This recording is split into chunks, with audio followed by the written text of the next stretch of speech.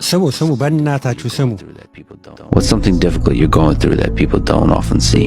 I mean, my mind is a storm, and I don't think most people would want to be me. They may think they would want to be me, but they don't know. They don't understand. How are you doing? I mean, overall okay. In the grand scheme of things, I can't complain. Do you get lonely? Sometimes, but my kids and friends keep me company. So not existential. There are many nights I sleep alone. I don't have to, but I do.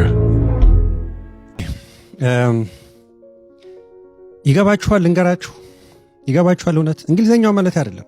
ህይወት ፖይንት ኦፍ ቪው፣ እይታችን፣ ምልከታችን፣ ለዚህች ዓለም ያለን አመለካከት ከገባን፣ እውነቴን ነው ብላችሁ እኔ ውስጥ ያለውን ሰላም እንዲጋባባችሁ ትፈልጋላችሁ ወይ? ልንገራችሁ፣ ከገባችሁ ዲስ ጋይ የምታውቁት ነው።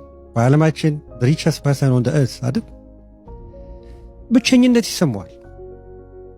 እሺ፣ በነገሮች ላይ ደስተኛ አይደለም። ከተናገረው ውስጥ የተወሰነውን ጠቀስቀስ ስላድርግላችሁ። ብዙ ሰዎች እንደኔ መሆን ይፈልጋሉ፣ ግን አይገባቸውም። በነገራችሁ አይገባቸውም። እውነቱን ነው።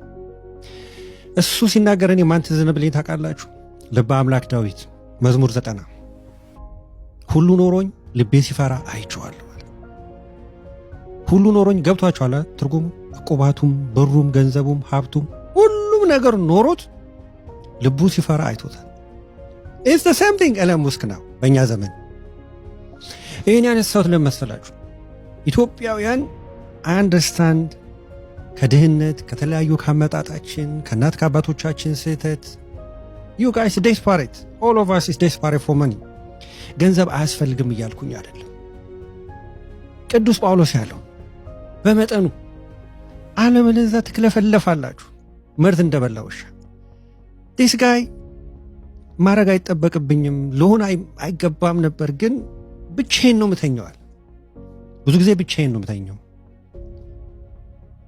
ውስጡ የብቸኝነት ስሜት ይሰማዋል። ገንዘብ የማይሞላው ሌላ የጎደለ ነገር እንዳለ ገብቶታል።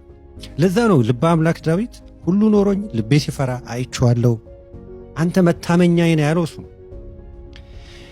ዞሮ ዞሮን የማነሳው ለመሰላችሁ ኢትዮጵያ ውስጥ እያንዳንድሽ ታውቂዋለሽ ለገንዘብ ያለሽ ምልከታ፣ ገንዘብ ሲባል እንዴት አይምሯችሁ ነቃ እንደሚል፣ እንዴት ለሃጫችን እንደሚዝረከረክ ሁልሽም ታውቂያለሽ። አንዳንድሽ ገንዘብ ፍለጋ ብለሽ የምትሄጂበት የራስሽ ሾርት ከት አለ።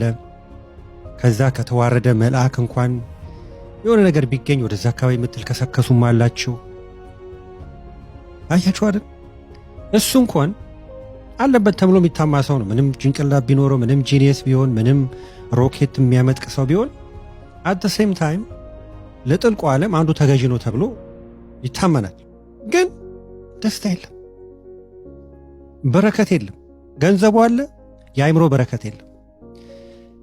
ፎቁንም ቆልለው ምኑንም አዝረክርከው ይሄ ፒስ ኦፍ ማይንድ ከሌለ ያ ሁሉ ኮተት ያ ሁሉ ሀብት ምን ያረግልሃል ነው። ወደ ኢትዮጵያ ሕዝብ ልምጣ። እንዳትሰሩ አገራችሁ እንዳትገነቡ አይደለም። አት ዘ ሴም ታይም እኔ ያለኝን አምቢሽን ታውቃላችሁ ለሀገሬ። ግን በዚህ ደግሞ ኢትዮጵያን መለወጥ የሚችሉ ብዙ ሀብቶችን በስርቆት መልክ በምንም መልክ ወስደህ ለጊዜው ሊመስልህ ይችላል፣ ግን የሰላም እንቅልፍ የለም። ይሄው ኤለን ሙስክ ተናገረ። አተኛም፣ የአእምሮ ሰላም የለም። ስለዚህ ያ ሁሉ ኮተት አያስፈልግም ማለት ነው።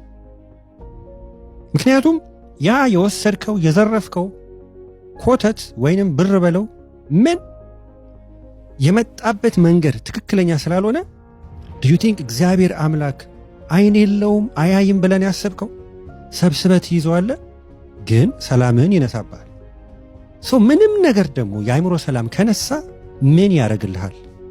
በአንተና በአንድ የኔቢጤ መሃል ያለው ልዩነት የኔቢጤው በሰላም እንቅልፍ ተኝቶ ያድራል።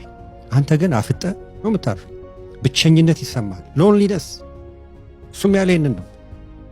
ግን አዮኬ ያለው ያ አሞኬ ግን ልቤ ሲፈራ አይቼዋለሁ አለ እንደ ልበ አምላክ ዳዊትና ይህን ያነሳሁት ምንድን ነው?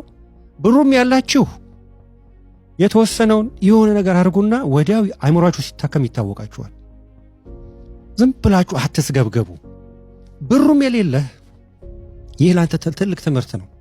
ብር እንደሚያስፈልገው ሁሉ ግን ለብር ብለህ በወንድምህ አናት ላይ፣ በዘመድህ አናት ላይ፣ በዘመድህ ህይወት ላይ ወስነህ ብርን አስቀድመህ ወደፊት ከመጣህ መጨረሻ ላይ ልክ እንደዚህ ሰውዬ ቆዝመህ ነው የምትቀመጠው። ብር ያንተን የአይምሮ ሰላም ፊክስ ሊያደርገው አይችልም። ተረዳዳን? ልቦና ይስጠን።